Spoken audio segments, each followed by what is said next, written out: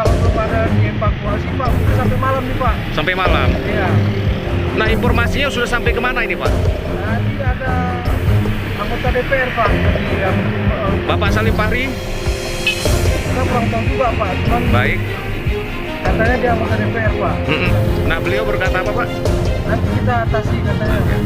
Nah, ini harapan kita seperti ini harus ditimbun Pak segera Pak, karena di bawah jalanan ini saya melihatnya kosong sekali dan kopong, jadi cukup berbahaya dilalui oleh kendaraan ya Pak ya.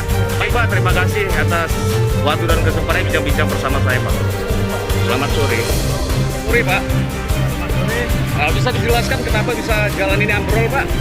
Gara-gara mobil yang besar tadi lewat Pak. Iya. Penyebabnya akibat muatan terlalu banyak ya Pak ya? Iya, terlalu banyak. Jam berapa tadi terjadinya? Jam sekitar jam 3. Jam 3 ya. Nah, saat ini masyarakat Desa Kuning 1 mengawal pasar ini Pak ya, Iya. agar aman. Agar aman.